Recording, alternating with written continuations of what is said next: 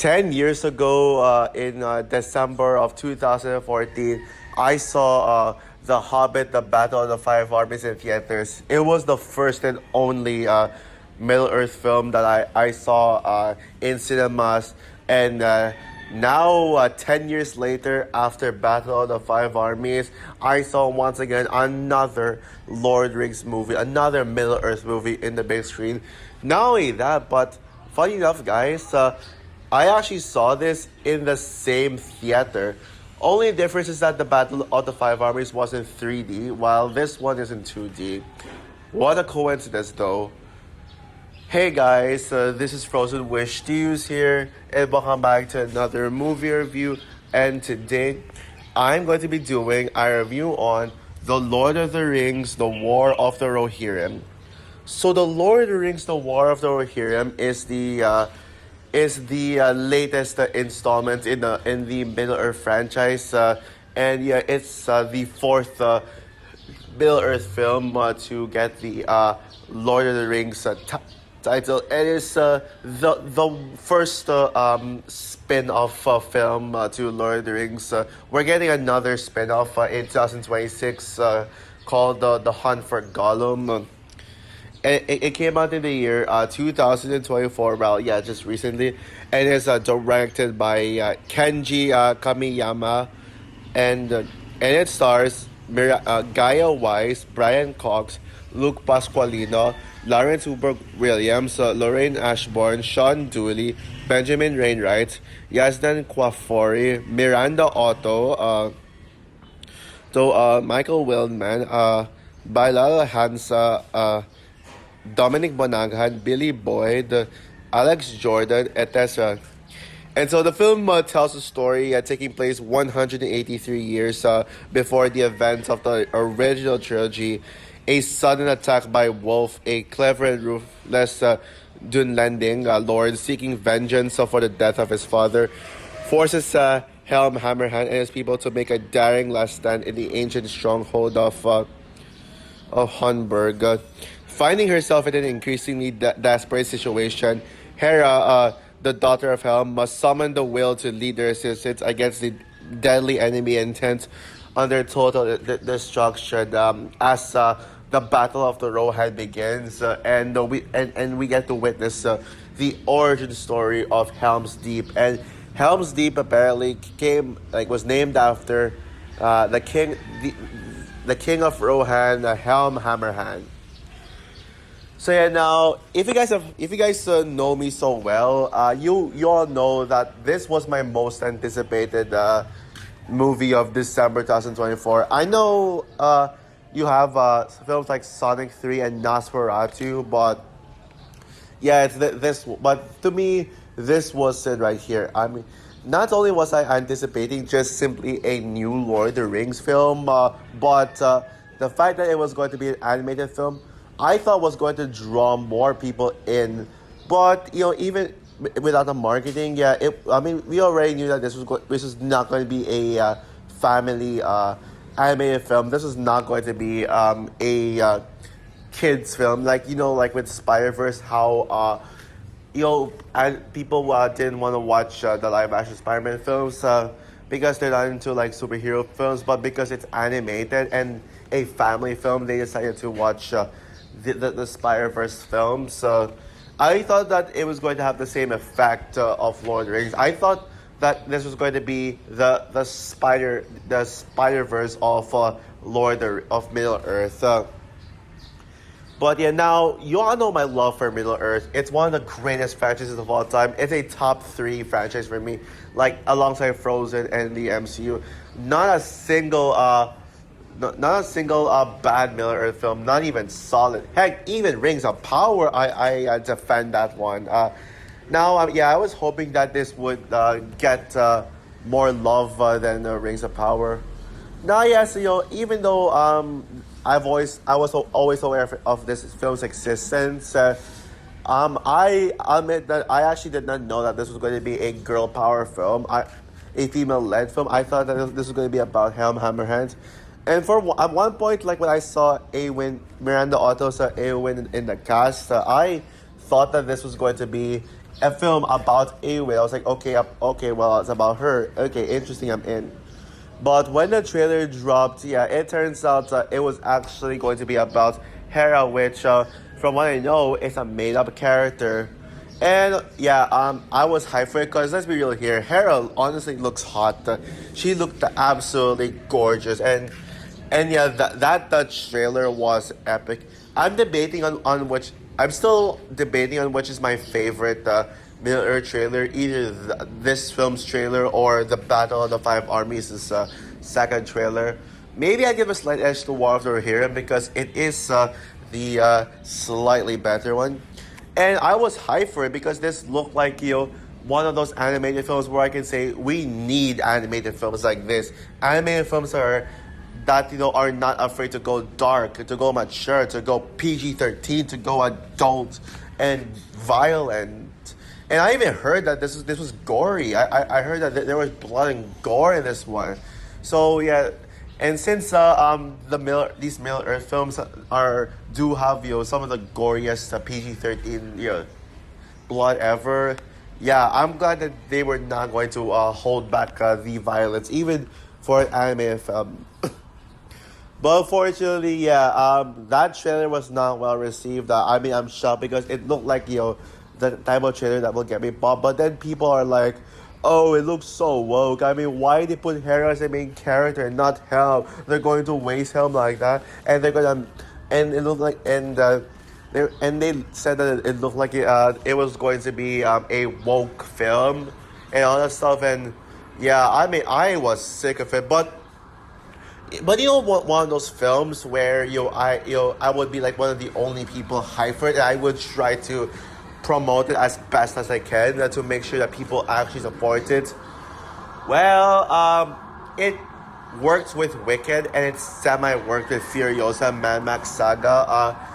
I mean, even though Furiosa bombed at the box office, at least it still got praise, and at least I did a decent job trying to convince people that Furiosa was going to be amazing, despite people saying that it looked like shit from the trailer, even though it did not. But Wicked, yeah, I actually succeeded in trying to convince people to give Wicked a chance because I'm sure you remember how everybody was hating on Wicked. Everyone was saying, "Oh, Wicked looks like trash. It looks like it's going to be shit." But I was the one who told people, "No, guys, Wicked was going to be amazing. Trust me." And I was right. Everybody loved Wicked when they saw it. Like, yeah, so I thought that it would be the same for Water here. But oh man, I failed to promote this one because this film, unfortunately, the critics have the audacity to rate this film, give this film a low rating, which I think is bullshit. I hated that. Like, I was hoping so. Yeah, it's just a poor shame to see this movie getting mixed reviews, getting torn apart by critics. It's a poor shame to see the Rotten rating. But even with that, sorry. Don't worry, I'm not sick, but yeah, but even with that, yeah, I still had faith in this. Okay, I will admit that even with that rating, I try to not overhype it myself. I try to go into this film with an open mind to try not to overhype it, and maybe it won't be as good as I thought it would be. But there was no doubt still that this movie was going to be a masterpiece. There's no doubt that I was going to love this. But how much love could I give this? You may ask. Well, yeah. Yeah, well, thankfully, at the very least, that there are some people who, thankfully, this movie does have its fans. Yeah, I was debating on where I would rank this in my most underrated movies of the year list. I would say it's in my top 5. Like, it's not quite as under. I would say that I still stand by considering Joker Folie à Deux to be the most underrated film of the year. And Moana 2 is still the most underrated animated film of the year. Mainly because, unlike Joker 2 and Moana 2, which got heaps of hate, at least Water Rohirrim does have its defenders. I mean, I've seen users on Letterboxd actually rate this 4 stars out of 5, and it did get a glowing audience rating. But then again, same with Moana 2, and even Moana 2's audience score is higher. But yeah, I'm glad that at least it got some, some defenders like me. At least I'm not the only one. But after seeing this film for myself yesterday, I gotta say, this movie was fucking awesome. It did not disappoint whatsoever. I loved this movie. I thought it was absolutely fantastic. It was everything I wanted to be and more.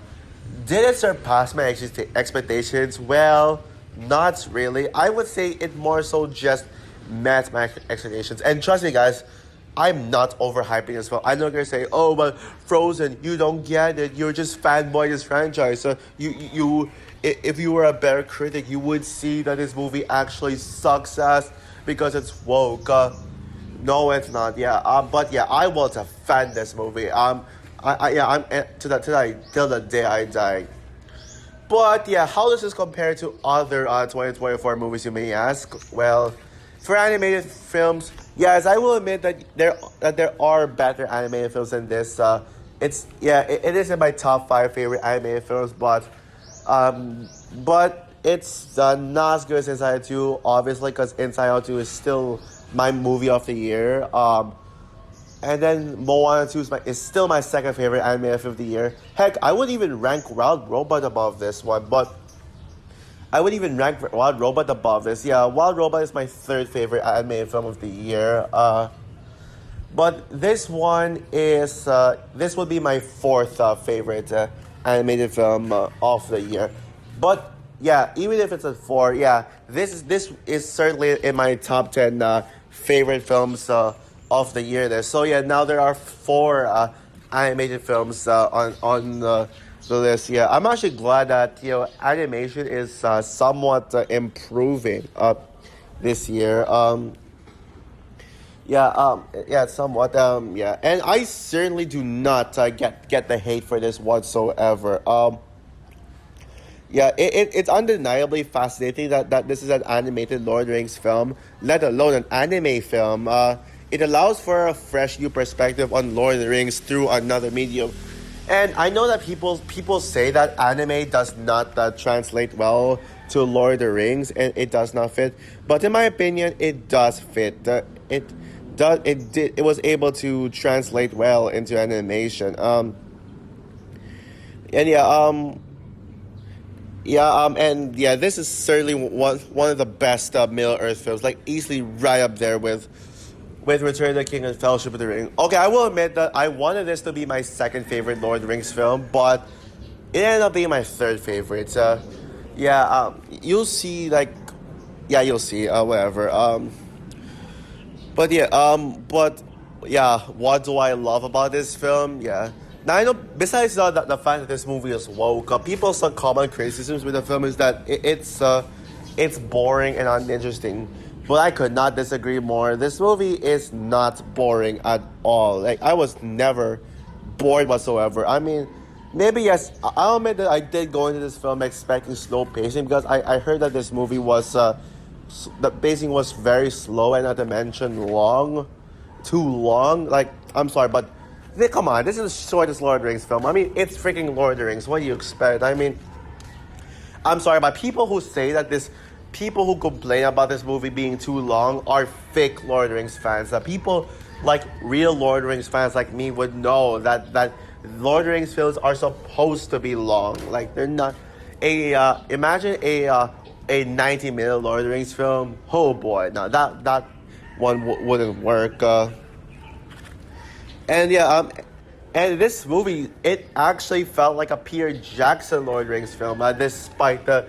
Peter Jackson is a producer, but I know people say, "Oh, but Peter Jackson being involved, it's just a scam. He's just throwing his name in it," but he was not involved at all. But upon watching this film, you can clearly tell that Peter Jackson did have an involvement with this film, because this film they do not tone down on the magic of Lord of the Rings. It still was there. And yeah, despite this being animated, they actually do not tone down on the violence. The PG-13 is earned. And if you look at the reasons, if you read up the reasons as to why it's PG-13, it said for strong violence. And yes, guys, this movie does have strong violence. They do not tone down on the level of violence that these movies have. There's a lot of big scale, plenty of action scenes, and boy are they intense. There were a lot of characters who were killed off brutally. Yeah, I mean even some of the more important characters. Now, I'm not going to spoil who gets killed off in this one, but I'll say yes, there were a lot of major characters who get killed off. Thankfully, no female character died this one. Yes, that's what I'll say about it. All the deaths in this movie are male characters, but the way that these characters died, oh man, yeah, they are brutal deaths. And there was even one death scene in particular that, oh man, that really caught me off guard for how gory it is. This one character was literally shot by an arrow through the neck, and you can clearly see the arrow going through that character's neck, and blood was coming out. And yeah, it felt so painful. Yeah, so I'm glad that they're still doing that. This This film pushes the boundaries of animation, and we need more animated flicks like this. Yeah, that's actually why I love this film. Because besides just the fact that it's as good as you want from a Lord of the Rings film, I'm just so overjoyed to see an animated film like this. This is the Boy the Heron of 2024. I wish this movie had as much love as Boy the Heron, though. Yeah, it's not only mature with no animated cliches, no jokes. In fact, yeah, not a single jokes. I mean, in fact, yeah, there was no joke in this film at all. Yeah, I mean, the Hobbit films, and even at times the Lord of the Rings films, do have can have a sense of humor, but this one, oh boy, it's 100% serious. No joke. Like, this film truly, really took itself seriously, and I mean in a more than compliment kind of way. This is one of the most ambitious animated films I have ever seen, and the scale of this movie, it's huge. It's really massive in scale. The animation is absolutely beautiful. It's how the fuck do people call this? How the fuck do people say the animation sucks? Yeah, I've heard a lot of people say that, oh, the animation is cheap and lazy. It's absolutely ugly. I'm sorry, but no, the animation is not ugly whatsoever. The animation is phenomenal. Like, the anime designs of it all, not only does it stay true to the spirit of anime, but it also feels like it fits into the world of Lord of the Rings. You still feel it. And by the way, I forgot to mention as well, there were times during the film, where I did not feel like I was watching an animated film at all. Sometimes I actually forgot that I was watching an animated film because of just how much it felt like it had a scale of a live action blockbuster. In fact, this movie felt like a live action blockbuster. Yeah, this really does push the boundaries of animation. Yeah, why can't we get more animated films like this? Like, we don't need I genuinely hope that this inspires for more PG-13, more big scale action animated films that are rated PG-13 and have a bit of gore to them. I hope we get an animated film like that in the future. And the scale and scope of this film, huge movie. One of the biggest animated films of the year, honestly. And yeah, the landscapes of Middle Earth, it looks so gorgeous, and I'm glad that to see just to Middle Earth once again be brought back into the big screen. And by the way, yeah, This people say that the only reason I like this movie is because it's nostalgia, because I'd love to see Middle Earth again. But no, people, hear me out. This is not a nostalgia bait movie whatsoever. This truly feels genuine. Like, it feels like an actual story that the writers passionately wanted to tell, and not just like, oh, we just want to shove Middle Earth down our throats. Like, hey, hey, remember this? Oh, remember that? Like, sure, yes, the ending did have a bit of nostalgia bait to it, but it doesn't, well, nostalgia to it, but it's not nostalgia bait. Yeah, and yeah, the story is simple. Sure, it does have a simple story. And it's kind of like yeah, it's a simple story. It's a story you've heard of before, but honestly, this movie is very well executed. Hera Hammerhand is now officially not only my Middle Earth crush, but the best Middle Earth character in general. Yeah. Not only is she beyond gorgeous, but a total girl boss. But you might think, oh, so that means she's a Mary Sue, and that means the movie's woke, right? Fuck no, not even close. Like, I'm sorry, but stop, people. Stop, like, dismissing girl bosses as woke. It's not woke at all. She's not even close to being a Mary Sue, as she does struggle and even shows compassion towards men. She doesn't. This is not an anti-male film, and the film still gives the film still gives male characters some recognition, like Helm Hammerhand and Hera's two brothers. So they're still like front and center in a way, and Hera is just a character like that was there to support the story. She doesn't, and yeah, and yeah, I know people say that. Oh yeah, she even relies on Helm Hammerhand for her confidence. Yeah, so that means she doesn't really like, oh, I don't need no man, I can do it all alone. No, she's not that. Likewise, because like what I just said, sorry about the helicopter.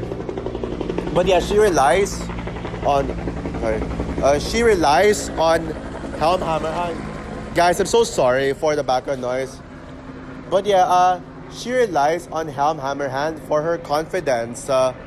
So yeah, I know people say that Helm should have been the main character, but I think that Hera felt more main character worthy than Helm. Like, I don't see myself connecting with Helm as the protagonist more than I did with Hera, so I'm glad. Like, it reminds me of Zootopia, where Judy Hopps was the main character, but everyone says, oh, Nick Wilde should have been the main character, but I think Judy should have truly... But Judy being the main character was the right choice. Yeah, it was like that with this film, basically. And not to mention, Hera was supposed to become the new queen of Rohan, but she chose not to be the queen of Rohan. Why? Because she says that she has more important duties. She believes that she has more important duties than to be queen, and she doesn't want to always put herself on top. Now that is a girl boss arc right there. Just be a badass girl, but don't put yourself above others. That is how to do a girl boss right there. Imagine Eowyn's great character arc in Lord of the Rings with the "I am no man" scene feeling earned. That's what Hera's arc is like. Helm is a total badass for sure, but yeah, like what I said, it's easy to feel that it was the right decision for him not to be the main character, because I don't really connect with him as much as Hera. Wolf is one of the best villains of the year, and one of the best Middle Earth villains in general. You really feel how evil he truly is. What makes him so truly great is how he has a personal connection with Hera since childhood. And I'm glad that they actually did that. So Wolf is not just up. Oh, I want revenge. I want to invade it because we need a villain. No, it's not just that. And Hera can see the good in Wolf. Hera tries to convince Wolf to change. Now, a cliched, generic, and predictable story narrative for this film would have had Wolf redeem himself because he suddenly remembers his childhood and like, oh yeah, I should be friends with Hera again, and yada yada yada. No, they do not redeem Wolf whatsoever. Wolf stays the villain. Wolf remains as the villain from beginning to end, and even Hera, he even dies in this film. Yeah, Hera, like literally kills the wolves. Yeah, yeah. We actually don't get enough moment of with the hero killing the villain. Yeah, usually, yes. Even though we got a lot of like those hero versus villain fights this year, a lot of it there were a lot of instances where the hero actually ends up not killing the villain, but on this one they do not hold back from that. Hera literally kills Wolf, and I'm glad that they made the decision. And yes, there were times when Hera did show Wolf mercy, and but yeah, I'm glad. So yeah, oh, and also yeah, my personal favorite scene in the film. I would say that the scene with Wolf attacking the kingdom of Rohan in the middle would be my favorite scene in the film. But I also love that final battle with Hera versus Wolf. Yeah, and also Helm's great sacrifice. Yeah, yeah. Remember that scene, that moment in the teaser, not teaser, but official trailer where Hera would where we see um, Helm and Hera like together at the door. Helm is out, and Helm was telling Hera, "My bride, my joy," like something like that. Yeah, that scene in the actual film. Oh man, that really teared me up. Oh, and also another standout character in this film to me would be Alwyn. Alwyn, yeah. In fact, Alwyn would probably be my second favorite character in the film behind Hera, yeah. I actually thought that Alwyn was Hera's mother, honestly, but then, but I did some research and it turns out that Hera actually has no mother since her mother died at childbirth, and Alwyn is just a character. But still, the connection between Hera and Alwyn, it felt like a mother and daughter relationship, chemistry. Yeah, I love their chemistry, and Alwyn was the character who supported Hera the most. So yeah. So overall, The Lord of the Rings: The War of the Rohirrim is without question the most underrated Middle Earth film yet, and one of the best Middle Earth films in general. And yeah, and it is one of those films that screams we need more animated films like this, and absolutely ambitious animated films with some large scale action sequences and an amazing girl boss with that features the greatest Middle Earth character ever with Hera, and just a great villain, great stories, just great everything. I saw no problem with this. Like I couldn't even understand why people hate this film. I tried to look into like why people hate this while watching it, but I just couldn't see it. Yeah, so yeah, I absolutely love this film. I will defend it, and yeah. Sure, yes, there are better movies this year, but there's no doubt that this will be in my top 10 best movies of the year by the end of the year. So with that said, guys, I'm going to give The Lord of the Rings: The War of the Rohirrim 5 stars out of 5 masterpiece movie. I mean, yeah, to be fair, I knew that this had no chance to stand against The Return of the King. But did it really need to top Return of the King? Hell no. I mean, but it didn't need to try and match Return of the King. It just needed to be as good as it is on its own, and it truly did. So also for my review of The Lord of the Rings: The War of the Rohirrim, have you seen this film yet? And yeah, this movie is a must watch. Seriously, if you skip this film, you are really missing out. But now my most anticipated movie for the remainder of the year would be Nosferatu. Sonic 3 is second. It's my second, by the way. So yeah, if you have you seen Lord of the Rings yet? If you have, what are your thoughts on this film? Would you agree with me that this movie is an underrated masterpiece? Or did you find this movie as underwhelming as the critics? Comment down below, like, subscribe, hit the notification bell, and stay tuned for my ranking of all 7 Middle Earth movies. So yeah, bye guys.